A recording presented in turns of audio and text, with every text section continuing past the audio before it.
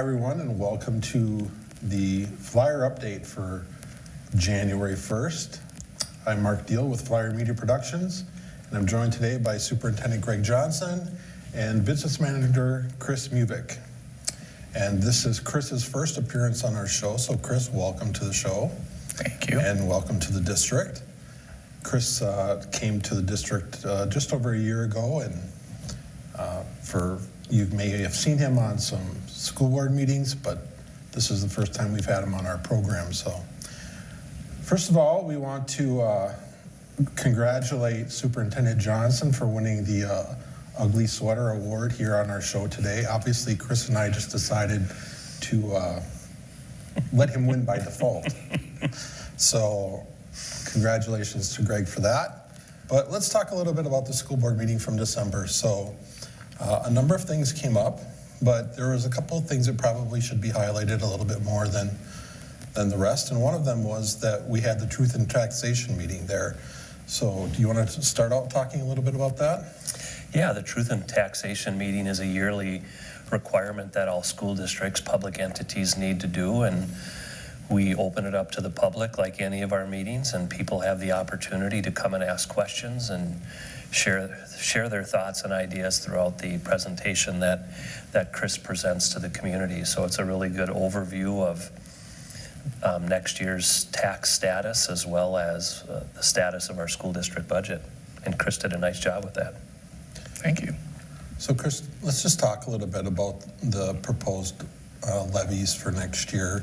Can you just kind of give us a high-level overview of what the taxpayers can expect? Yep, so the certified levy for taxes payable 2024 was a 5.77% increase. About half of that is due to the decrease in state aids. So our levy increased, our state aids went down, net revenue to the district did not change. And then the other half of the increase is due to the early childhood addition that we are going to start this spring. Great. And so if people have questions about their upcoming tax statements, they could certainly reach out to your office with any questions that they might have. Absolutely. I generally recommend that people reach out to the county auditor first and get their perspective first to see if there's any changes within their property. And beyond that, I can certainly be part of that discussion with them. Sure.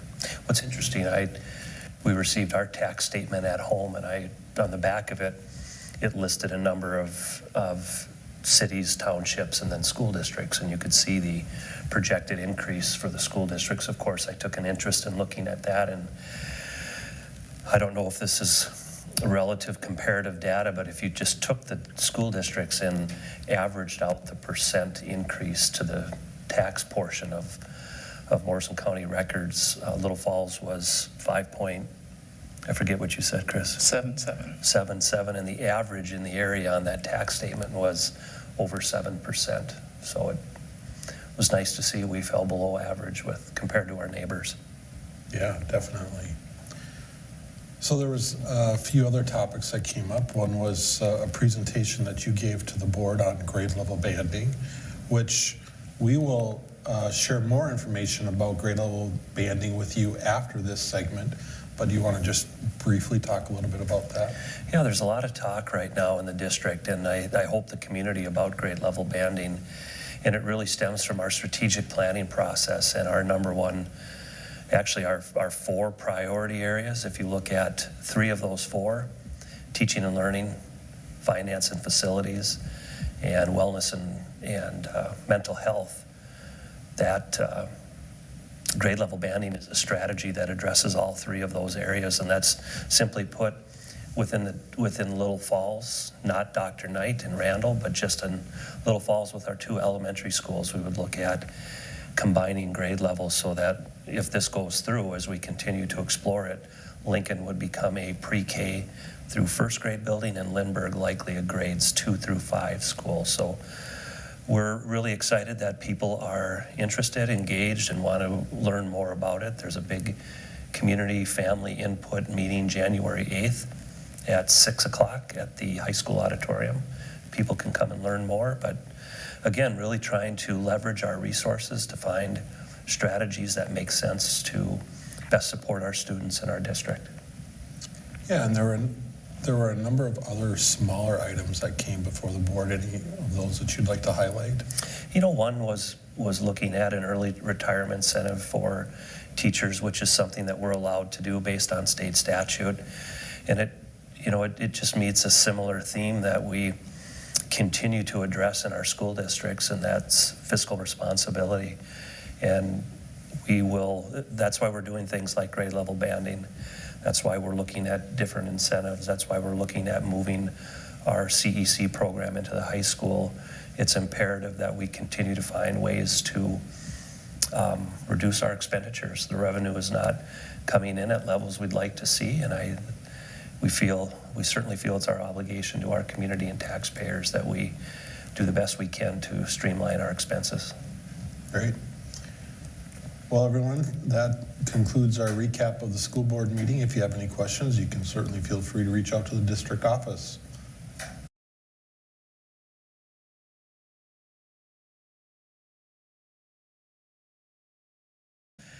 Hello, everyone. I'm Greg Johnson, Superintendent of Little Falls Community Schools. Thanks for joining us in a topic about grade level banding. I'm here today with Larry Edgerton, principal at Lincoln, and Dr. Knight, as well as Rusty Guas, the principal at Lindbergh Elementary. Welcome. Thank you. We're here today to talk about our strategic plan, some of the needs in our district, and a strategy that we believe has some merit for the district to explore and continue to gather feedback from our community members, staff, and families. And I want to start with talking about our strategic plan just real quickly. We've talked a lot about that and the importance of that plan driving the goals and direction of the school district. And the 4 priority areas are teaching and learning, finance and facilities, mental health and wellness, and communications and marketing. And those priority areas are listed in order of importance. And when we look at teaching and learning, the first goal under that category is ensuring that we have an aligned, consistent, and evidence-based program to support our students academically. And I've had numerous conversations with our principals at the elementary level as well as middle school and high school about the fact that we have a wonderful school district. We have great families, we have teachers that work very hard, but there are some things that need to improve in our schools. And as we target that area within our strategic plan, there's a topic and strategy that's come up quite a bit, and that's a term that's called grade level banding. And I know historically in Little Falls, and you two can probably speak to that more than I can, it's a term that maybe folks are aware of and we've talked about as a district, and that's where we take our 2 elementary schools in Little Falls, and instead of having 2 separate kindergarten through grade 5 buildings that we would grade level band and have one school that would be a preschool through 1st grade building, and then the other building would be grades 2 through 5. And there's reasons for that, and we know that change is difficult, but when we look at our strategic plan and addressing student achievement, being more aligned and consistent, fiscally responsible with our finances, as well as supporting the mental health and wellness of our students, there are some definite pros that come with grade level banding. This plan would be focused in Little Falls. This plan would not, if it moves forward, would not impact Dr. Knight. Dr. Knight would continue to be a likely 1-section school to support the students and residents in that area. Maybe if I jump to our principals and just have each of them start off with what they see some of those advantages being in looking at grade level banding. Certainly, I think, as we go through and look at the pros and cons, some things that consistently come up is keeping those younger kids together, that group of kids, and kind of keeping their innocence. So you'd have the preschool through grade 1 in that one building, so they're not exposed to those older older kids. The other piece that comes into play is you have all those teachers, the grade level teachers together, and that creates a little more opportunities for planning. You have all your resources right there. So my thought is we'd better be able to better meet the needs of those kids as they come to us. The other piece that comes up every year in the fall is registration time for the parents, and what school do we register at, and I think this would alleviate that problem. And with like the campus at Lincoln, when you have eventually the birth to grade 1 at that campus, it would make registration, that process, far more streamlined. I think a point to make in that discussion, Larry, you bring up a good point. What are the current boundaries within our elementary schools in Little Falls? Right now, we do not have any boundaries, so we never really truly know what our enrollment is going to be from year to year. Our kindergarten generally fills up fairly quick, but we have no room to expand. And it's hard when parents come to enroll their child and you say, sorry, you got to go on a waiting list and send them elsewhere. So I think that the grade level banding would eliminate that. Thank you. And along with the things that Larry has mentioned, one of the things I'm a fan of is, at least at Lindbergh, you get a chance to see a grade level become more of a family.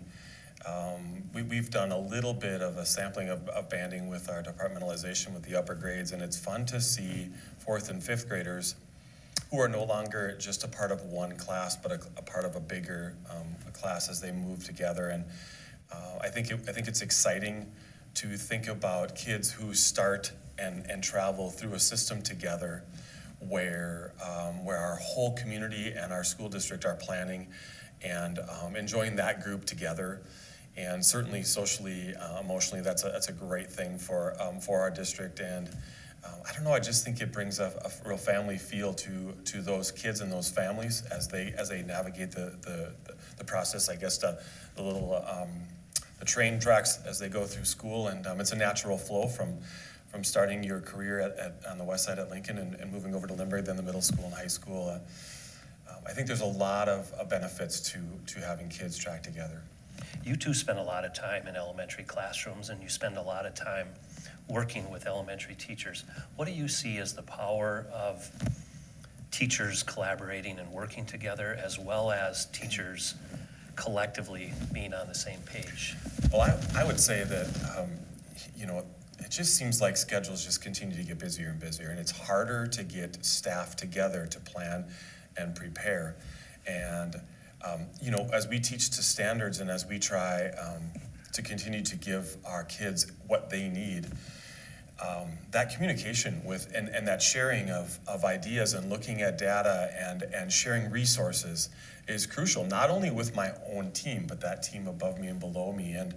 And so to have the opportunity to get in professional learning communities and work together, plan together, talk about our kids, prepare for our kids, I see it as a huge opportunity to really capitalize on getting all of our resources together. And I would support that, and when we do have like an in-service day and we come together and our PLCs meet, we're traveling from building to building to bring everybody together. Now we would not need to do that because those teams would already be established in those buildings. Larry, you talked before about the birth to first grade idea at Lincoln. If that's, I should preface this and say, just so folks know, this is a topic we're exploring. No decisions have been made, and as we continue to learn more, we certainly are going to share that with our community. But the idea of having a school that really services, with the addition of a child care center onto Lincoln, truly working with families and children from birth all the way through age 6 when they're in first grade. It just helps establish that connection, that community feel at the school. And then families start to feel comfortable once they're already in the school and can continue through up till first grade. It just allows for making a better connection with those kids and with the families. And we'd all agree when we look at student achievement, and we know that there's certainly a lot more to our schools than student achievement, but student achievement's pretty important and the most important part of our strategic plan. And having a strategy like this that we really think can help us move the needle with that, because right now we are seeing some concerning data within our schools, and I think we'd all agree, from administration to our teaching staff, that it's important that we try something different and we look at a different approach to supporting our students and families. Rusty, I've heard you talk about, and a couple other administrators, kind of the excitement of having students from grades 2 through grades 12 on the same campus in Little Falls, connected to the middle school and the high school. Yeah, I mean, it's interesting, Little Falls, just the way we're set up with our schools. You know, we're a bigger district, but yet I feel like we're a bigger district that feels like we can still provide that small town feel and that family connection. And I think we have a unique opportunity to have the 3 buildings, our older kids, all on one campus. I just don't think we can communicate enough about the importance of having all of our kids together and being able to share resources and plan for kids. Watch them go through the years, passing of the baton, tracking their data and helping the people that are waiting for them to service them so they can continue to give them what they need. Really unique. I think unique is probably the best way to describe it, a unique opportunity for us that certainly we have to explore. One of the things I've heard people share from a concern standpoint with banding is the addition of another transition for our students. So the big transition in Little Falls right now for elementary students is that jump from 5th grade to 6th grade. And this model, of course, would create that between 1st and 2nd grade. But I think it's important to note that that transition from elementary to middle school is really can be a stressful time for some of our students. And when you look at bringing students together as one community and starting all together in kindergarten or even preschool with the same group of students, even though there's that added transition, now you're doing it with everybody. Everybody's in the same page, same boat, transitioning, and hopefully making that a little bit easier for everybody's mental health and wellness. Yeah, I think anybody that's experienced a club or a sport or, anything that you've gotten your kids involved in, you instantly have new friends and a family feel to that. And I certainly feel like this would be that on a larger scale. Instantly, kids are going to have more opportunities to connect socially, find people with common interests. Families will be able to connect and travel through the district together. A real win, I think, for everyone. I would agree. It even goes beyond just the connections with the kids. It's also connections for those families to get to know each other a lot sooner in the school career. Great points.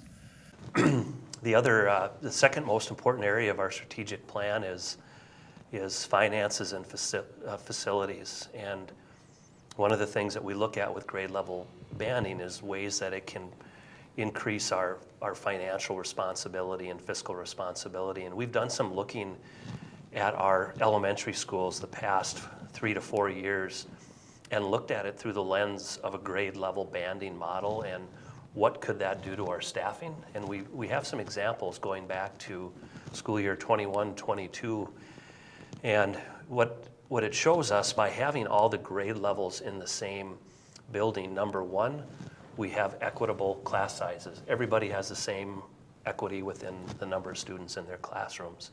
The second thing is that it allows us to reduce some staffing that we've had. For example, in 21-22, we had 41 elementary teachers in grades K through 5. If we were in a banded model, we would need 38 classroom teachers to be able to support that model, thus saving 3 FTEs for the school district. And I think it's important where teaching and learning is the most important thing we do. It's certainly important with our budget situation that we have plans that also are fiscally responsible for our families and constituents. The other thing too, just to note again that we continue to explore the idea. Last week we had a meeting with, actually 2 weeks ago now, we had a meeting with all of any interested elementary staff just to again share this information, why we think it makes some sense for Little Falls, address any questions that staff have. The school board this week heard a similar presentation. And then on January 8th, we have a meeting scheduled for any families and community members at 6 o'clock in the auditorium at the high school. And it will be a look at what is grade level banding, how it can support our school district, and address any questions that folks have. I know principals, we talked recently about the importance of getting out and seeing some school districts that currently grade level band, like Becker, Sartell, Big Lake, and Hutchinson are districts that have that model. I think we all have questions and need to see it in place. And you know, in this when these discussions first got started, you go through those emotions behind it. You know, you get connected with staff that you work with 8 hours a day, and sometimes you see that school family more than you do your own family. And so those emotions start to play. But when you really stop to reflect and get past those emotions, think about what's best for kids and what's best for our school community and the families, I think grade level banding has a lot of merit. But I think we also are at that point where now we need to see it in place, because we still have some questions about what worked for them and what would they do differently, and just the whole process behind it. And I would say that, like anything, that anytime you have change or you're looking at something different, restructuring, I mean, I think it's really important that we do ask those questions that we have. I have been very pleased and with the support in the district from families. I just feel like we just have such a great support system, and I encourage people that if they do have questions, that they do show up at these meetings and come ask your questions. We certainly have questions. We're exploring all of that, and the reason I love this so much is because I know we're doing this for the right reasons. We're trying to make things better for our kids and our staff. But certainly we need to check the boxes as well. Right. So I look forward to conversations. Like we said, we haven't made a decision yet. We're just exploring, but these meetings will be important. Mm-hmm. I appreciate that feedback from both of you. Change is difficult. It does bring out a level of emotion for folks, and that's where the more we talk about it, the more we get those questions out there, the more we understand the why. And again, really driving the importance of giving our students the best advantage as they start elementary school and prepare for middle school, high school, and life after, that Little Falls students have the best edge possible. That's all we have on this topic. We look forward to further discussions. Gentlemen, any parting words? I should have asked that before I said that's all we have. No, I guess I'd reiterate what Rusty said, is don't be afraid to ask questions and understand the reasoning and the rationale behind it. You know, and we're still learning things about it. So yeah, don't be afraid to ask questions. Yeah, and I think, you know, the school district is the heart and soul of towns like Little Falls, and we're certainly doing what we can to continue to spread flyer pride and give the best opportunities for our kids and our families.